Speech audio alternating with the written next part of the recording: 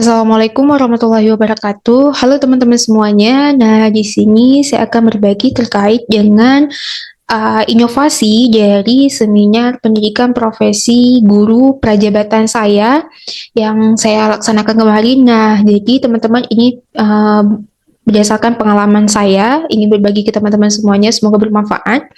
Nah, di sini inovasi saya kemarin di seminar pendidikan profesi guru prajabatan, di sini saya itu membuat modul pembelajaran IPA berbasis experiential learning seperti yang sudah saya jelaskan di video-video sebelumnya bahwa ini inovasi saya itu berbasis modul berbasis elektronik seperti itu teman-teman. Nah, karena di sini saya membuat untuk 2 pertemuan, itu makanya materinya itu arus listrik dan rangkaian listrik seperti itu. Nah, ini saya desain menggunakan aplikasi Canva, teman-teman. Jadi kalau misalkan teman-teman mau buat modul, teman-teman bisa juga memakai aplikasi Canva seperti yang saya gunakan ini seperti itu. Nah, selanjutnya itu untuk yang kedua itu di lembar selanjutnya itu ada modul, maksudnya itu identitas modul. Selanjutnya itu ada kata pengantar dan dilanjutkan dengan daftar isi. Nah, daftar isi ini apa-apa saja yang ada di dalam modul saya ini seperti itu. Nah, selanjutnya itu ada petunjuk penggunaan modul, cara menggunakan modul, dan di sini ada juga panduan penggunaan modul untuk guru dan panduan penggunaan modul untuk siswa seperti itu. Nah, di sini ada juga peta konsep, di mana peta konsep di sini itu saya menjelaskan bahwa judul mata apa judul materi atau topik besarnya itu yaitu listrik dinamis, cuma di sini membahas arus listrik dan rangkaian listrik, di mana arus listrik membahas tentang kuat arus listrik, rangkaian listrik tertutup dan terbuka, sedangkan untuk rangkaian listrik itu dibahasnya ada dua, rangkaian listrik seri dan paralel dan juga hukum ohm. Nah, selanjutnya ada di sini potensi awal pembelajaran 1 atau pertemuan 1, di sini indikator ketercapaian tujuan pembelajaran. Nah, selanjutnya itu baru masuk ke tahap-tahap experiential learning. Nah, jadi perlu saya ingatkan teman-teman bahwa di sini inovasi saya itu terkait dengan topik 3, pembelajaran sosial emosional, yaitu experiential learning. Nah, di sini itu tentunya kita tahu bahwa experiential learning itu memiliki 4 sintaknya, yaitu yang pertama ada pengalaman nyata atau konkret experience. Nah, di sini sebenarnya untuk sebenarnya teman-teman kalau misalkan ditanya pengalaman saya membuat modul, sebenarnya ini memang pure pengalaman pertama saya ya ketika saya membuat modul seperti itu, karena memang sebelumnya itu saya tidak pernah membuat modul, jadi memang ini pure pengalaman pertama saya buat modul, dan juga saya banyak lihat referensi-referensi dari baik itu di Google seperti itu, dan juga di jurnal-jurnal orang lain itu banyak share tentang modul seperti itu. Nah, di sini tuh saya buat sebenarnya gambar ini biar menarik aja sebenarnya teman-teman, elemen-elemen ini untuk menarik perhatian sebenarnya, menarik perhatian siswa agar mau membaca modul ini seperti itu. Nah, untuk yang pertama saya awali dengan misteri seperti itu, kayak misalkan saya bilang, apakah pernah kalian pikirkan bagaimana arus listrik dapat mengalir? Kira-kira kenapa ya? Kayak gitu. Dari mana arus listrik dapat dihasilkan? Apakah perangkat elektronik dapat menyala jika tidak dihubungkan ke sumber listrik? Dan lain sebagainya. Nah, untuk mengetahui jawabannya, pelajari materi berikut dengan penuh semangat.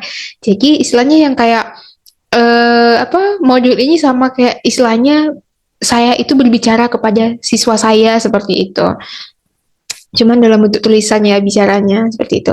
Nah, di sini mulai dengan arus listrik. Nah, di sini saya jelaskan lah apa itu arus listrik dan lain sebagainya lah tentang arus listrik. Nah, di sini juga saya menyematkan gambar arus listrik seperti itu. Nah, jadi selanjutnya itu saya jelaskan juga rangkaian terbuka, tertutup. Nah, ketika mereka sudah paham nih, sudah paham terkait arus listrik, rangkaian listrik terbuka, tertutup, dan lainnya lah tentang materi arus listrik itu. Nah, setelah mereka paham, mereka sudah mengerti seperti itu. Nah, baru dilanjut ke tahap yang kedua, yaitu pengamatan reflektif atau reflective observation. Nah, di sini itu mereka itu mencari tahu, makanya di sini saya bilang mari mencari tahu seperti itu. Nah, karena di sini pembelajarannya itu teman-teman semua pembelajarannya itu sudah berada di luar kelas, Jadi peserta didik itu tidak berada di dalam kelas lagi, mereka sudah berada di luar kelas kayak gitu.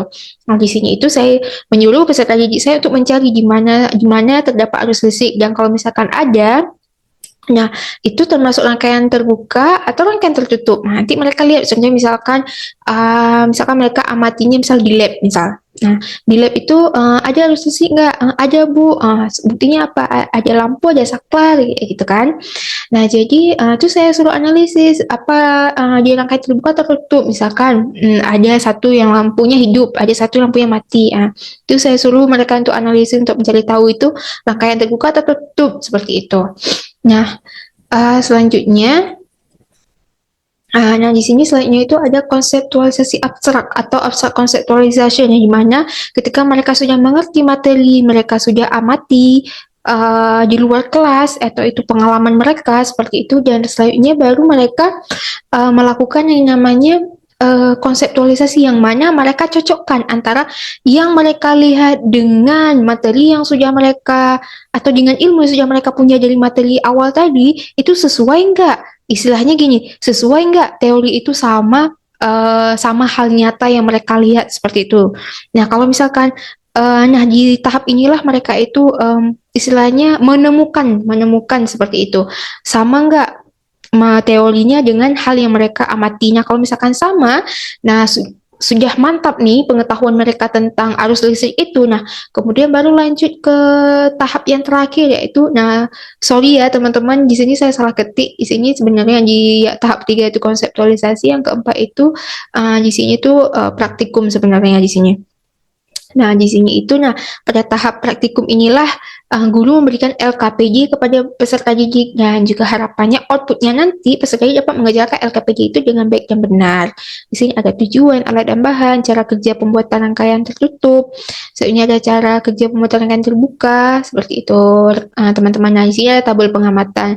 Ini gambar rangkaian tertutup, rangkaian terbuka, jenis rangkaian, penjelasan, alasan kenapa hal itu seperti itu. Dan di sini ada juga pertanyaan yang harus dijawab, dan juga tabel pengamatan kedua, misalkan kalau misalkan tegangan 3 sama 6 nyala lampu gimana, kalau misalkan baterainya 3 nyala lampunya gimana, kalau baterainya 6 nyala lampunya gimana, seperti itulah teman-teman. Nah, selain itu ada pertanyaan juga yang harus dijawab oleh peserta didik. Nah, di sini ada juga contoh soal yang diberikan biar untuk menguatkan pengetahuan mereka seperti itu tentang kuat arus listrik. Nah, di sini tuh ada uraian materi yang arus listrik apa, seperti itu, kuat arus apa. Dan di sini juga tentunya ada latihan. Nah, latihan ini diberikan agar memantapkan lagi nih pengetahuan si peserta didik yang sudah mereka miliki, agar lebih paham lagi nih, walaupun mereka misalnya sudah mengerti, tapi agar lebih mengerti lagi seperti itu dengan diberikan soal-soal latihan. Nah, ini untuk pertemuan kedua mungkin tidak saya jelaskan ya teman-teman, karena sama juga seperti penjelasan di pertemuan satu tadi, mungkin akan saya skip. Nah, ini seperti tadi juga. Nah, ini saya maksud tadi teman-teman, saya salah ketik. Sebenarnya itu yang tahap keempat itu percobaan aktif atau active experimentation, yang ada LKPD-nya seperti itu. Nah, kita lanjut Oke, saya lanjut. Nah, ini teman-teman, nah, ini soal evaluasi akhir. Nah, soal evaluasi ini saya memberikan soal berupa pilihan ganda atau choice kepada peserta didik, di mana di sini itu soalnya itu ada 15. Nah, di sini itu saya membuat link soal evaluasi ini langsung terhubung ke Google Form, teman-teman. Nah, kenapa saya membuat Google Form? Karena yang pertama, kalau misalkan di Google Form itu kan mereka langsung langsung langsung isi, habis itu langsung ketahuan nih skornya berapa, jawaban benar apa, jawaban salah apa, seperti itu. Dan juga yang pertama, kalau misalkan kita buat soal evaluasi berdasarkan G-form, itu akan memudahkan kita juga sih sebagai seorang guru untuk menganalisa hasilnya kayak gitu kan, karena memang langsung ada hasilnya seperti itu, dan tidak perlu lagi kita periksa kalau misalkan mereka itu nulisnya di buku seperti itu. Jadi lebih praktis lah istilahnya. Kalau misalkan saya itu membuat soal evaluasi memang biasanya pakai G-form gitu untuk memudahkan dan juga lebih praktis seperti itu. langsung siap sehari kita tahu gitu mereka itu udah sampai mana pengetahuannya seperti itu, atau mereka tuh sudah mengerti atau belum kayak itu materi yang sudah kita ajarkan. Nah, hasilnya ada glosarium, daftar pustaka. Nah, kunci jawaban di sini juga saya buat kunci jawaban juga, teman-teman. Tuh 15 soal tadi. Nah, di sini ada biografi penulis seperti biasa ya, karena di akhir modul itu biasanya memang ada biografi dari penulis itu sendiri, tanisi saya sendiri, jadi ini biografi saya seperti itu. Nah, mungkin hanya sekian teman-teman semuanya. Nah, oh ya, satu lagi sorry. Ini dia Ini halaman belakang ya, atau sampul belakang.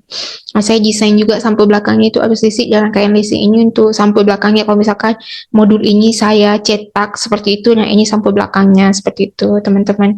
Nah, mungkin hanya sekian teman-teman penjelasan dari saya mengenai inovasi saya tentang inovasi seminar pendidikan profesi guru prajabatan saya, yaitu tentang mata kuliah pembelajaran sosial emosional topik 3 experiential learning. Lebih yang kurang saya mohon maaf, dan semoga bermanfaat bagi teman-teman semuanya. Jangan lupa untuk di like video saya jika bermanfaat. Jangan lupa untuk di share juga biar semakin banyak orang lain juga yang tahu tentang inovasi seminar ini. Dan juga jangan lupa di subscribe tentunya. Dan saya akhiri, wassalamualaikum warahmatullahi wabarakatuh.